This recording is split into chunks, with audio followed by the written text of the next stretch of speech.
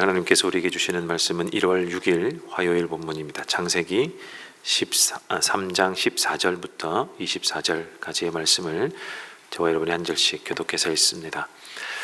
주 하나님이 뱀에게 말씀하셨다. 네가 이런 일을 저질렀으니 모든 집짐승과 들짐승 가운데서 네가 저주를 받아 사는 동안 평생토록 배로 기어다니고 흙을 먹어야 할 것이다. 내가 너로 여자와 원수가 되게 하고 너의 자손을 여자의 자손과 원수가 되게 하겠다.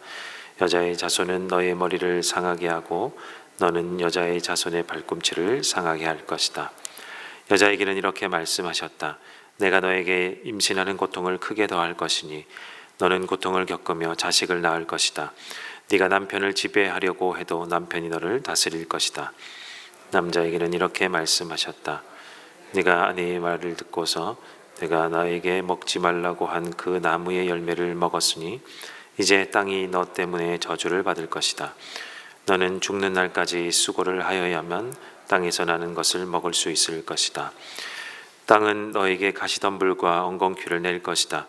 너는 들에서 자라는 두성귀를 먹을 것이다. 너는 흙에서 나왔으니 흙으로 돌아갈 것이다. 그때까지 너는 얼굴에 땀을 흘려야 나다를 먹을 수 있을 것이다. 너는 흙이니 흙으로 돌아갈 것이다. 아담은 자기 아내의 이름을 하와라고 하였다. 그가 생명이 있는 모든 것의 어머니이기 때문이다. 주 하나님이 가죽 옷을 만들어서 아담과 그의 아내에게 입혀 주셨다. 주 하나님이 말씀하셨다. 보아라, 이 사람이 우리 가운데 하나처럼 선과 악을 알게 되었다. 이제 그가 손을 내밀어서 생명나무의 열매까지 따서 먹고 끝없이 살게 하여서는 안 된다. 그래서 주 하나님은 그를 에덴 동산에서 내쫓으시고 그가 흙에서 나왔으므로 흙을 갈게 하셨다. 함께 읽습니다. 그를 쫓아내신 다음에 에덴 동산의 동쪽에 그룹들을 세우시고 빙빙 도는 불칼을 두셔서 생명나무에 이르는 길을 지키게 하셨다. 아멘.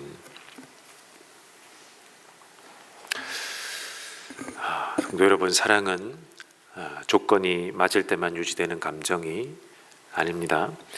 오히려 조건이 완전히 무너졌을 때에 드러나는 것, 비로소 드러나는 것이 참된 사랑입니다. 부모의 사랑이 이 사랑의 대표적인 사랑이라고 할 수 있겠죠. 부모는 자녀가 말을 잘 들을 때만 사랑하지 않습니다. 오히려 부모의 마음을 가장 깊이 찢어 놓았을 때, 그때에도 그럼에도 불구하고 여전히 자녀를 찾고 또 기다리고 먹이고 입히고 온전히 돌보아 주는 마음을 가지기 마련이죠. 이러함 때문에 참되고 진실한 사랑은 그래서 하는 사랑이 아니라 그럼에도 불구하고 하는 사랑이라고 생각합니다. 오늘 본문 창세기 3장 14절부터 24절 이 말씀은 이 성경 전체에서 비극을 알리는 이 죄로부터 시작되는 이 인간의 역사이기 때문에 비극적인 장면 중에 하나이지만 동시에 하나님의 사랑이 가장 선명하게 드러나는, 그럼에도 불구하고 사랑한다라고 표현해 주시는 그 사랑이 가장 선명하게 드러나는 본문입니다.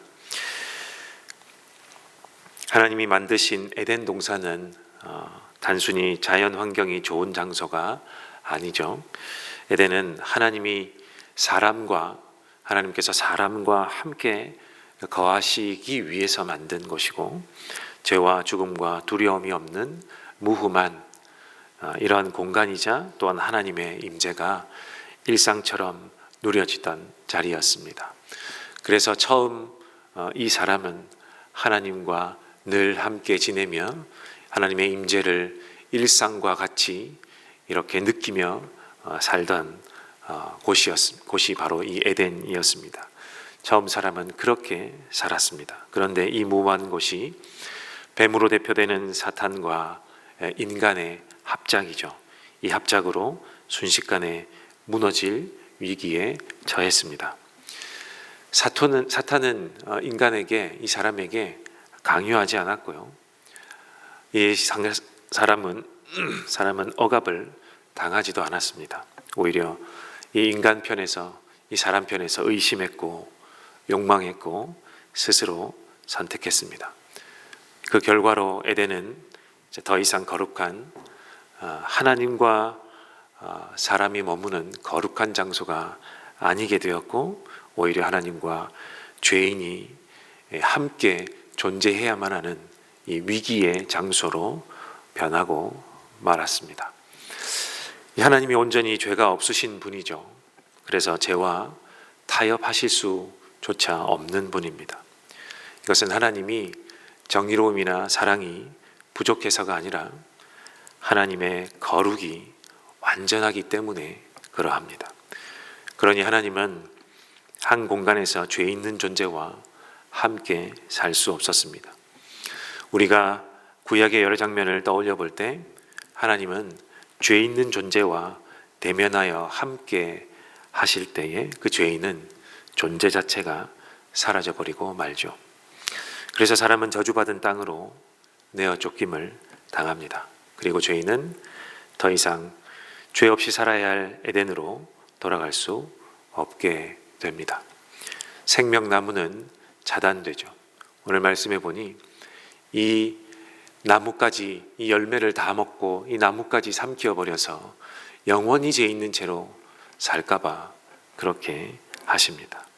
그래서 생명나무를 차단하시고 그리고 이 에덴을 차단해 버리십니다. 그릇과 불칼이 에덴으로 가는 길을 지키게 하나님께서 하셨습니다. 이제는 인간의 노력으로는 다시는 그곳을 찾아볼 수도 없고 찾아 들어갈 수도 없게 되었습니다. 그런데 이 절망의 한가운데서 아주 작지만 놀라운 희망의 장면이 등장하죠. 20절이 그럴 것을 나타내 줍니다. 아담은 자기 아내의 이름을 하와라고 하였다. 그가 생명이 있는 모든 것의 어머니이기 때문이다. 하나님은 방금 전에 너는 흙이니 흙으로 돌아갈 것이다 라고 하는 죽음을 선언하셨습니다. 그런데 아담은 반대로 아내의 이름을 생명이라고 부릅니다.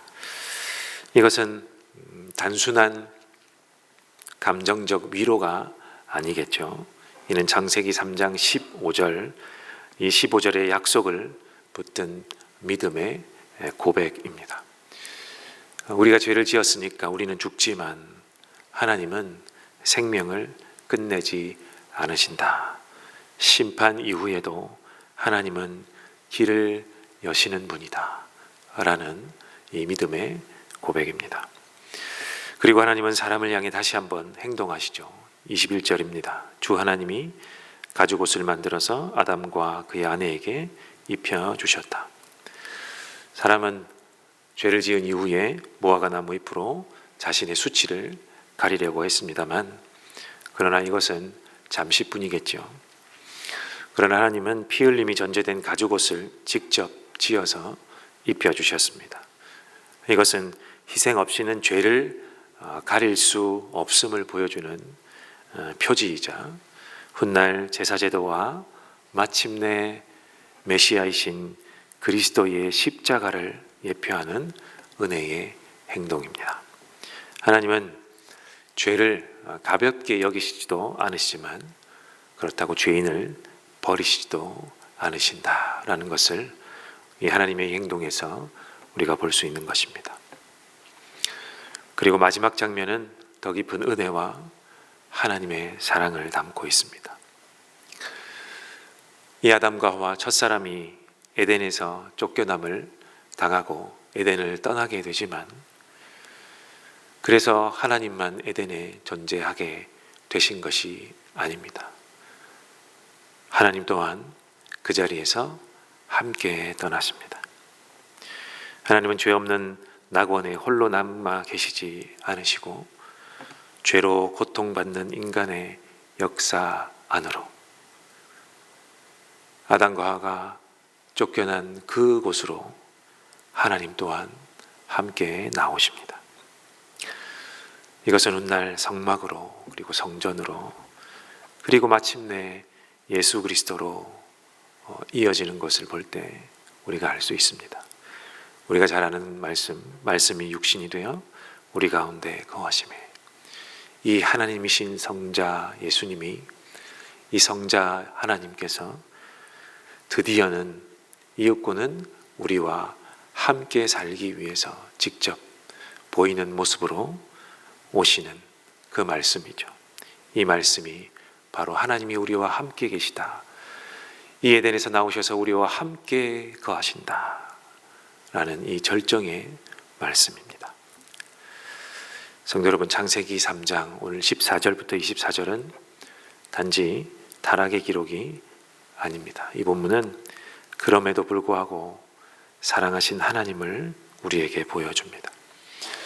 죄를 지었음에도 불구하고 이 죄 때문에 사람과 하나님 사이의 관계가 깨어졌음에도 불구하고, 에덴에서 또한 쫓겨났음에도 불구하고 하나님은 이름을 남기게 하시고 옷을 입히시고 함께 떠나시고 다시 돌아올 길을 준비하시는, 바로 그럼에도 불구하고 사랑하시는 하나님이십니다.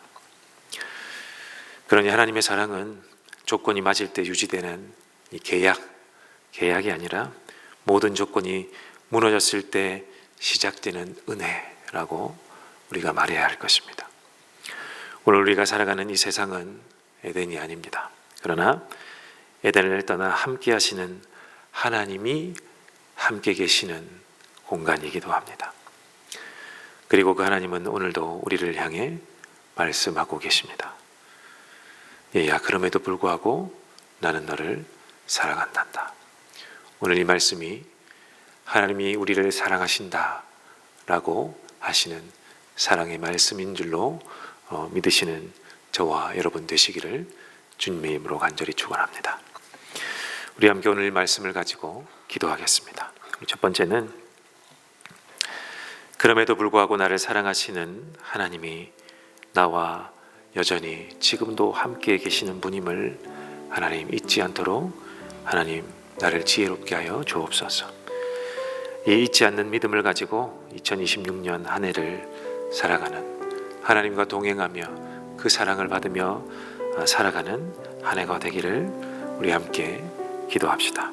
두 번째는 교회를 위해서 기도하는 화요일입니다. 우리 새롭게 직분자들이 뽑혔습니다. 우리 직분자들을 위해서, 또 새로 뽑힌 직분자들뿐만 아니라 우리가 또 다짐으로 재직원 신동의서를 또 내무로 직분을 또 받은 분들도 있습니다. 뿐만 아니라 교회는 함께 지어져가는 하나님의 공동체이기 때문에 각자가 맡은 직분들이 있는 줄로 믿습니다. 이 직분을 맡은 자들이 하나님이 나를 사랑하시는 것처럼 나도 주님의 몸된 교회를 사랑하여서 나에게 맡겨주신 직분들을 감당하는 하나님의 올바른 직분자들이 될 수 있도록 하나님 우리를 도와주시옵소서. 우리 교회를 위해서 기도해 주시고, 세 번째는 다음 주부터 시작되는 세겹줄 기도회를 위해서 기도하면 좋겠습니다. 함께 맺은 기도의 짝을 위해서 기도해 주시고, 그리고 이 기도회를 통하여 예비해 두신 하나님의 은혜가 우리 공동체 가운데, 우리 가운데 가득하기를 우리 함께 기도했으면 좋겠습니다. 그리고 여러분이 가져오신 기도의 제목을 가지고 함께 기도하시다가 돌아가겠습니다. 함께 기도합니다.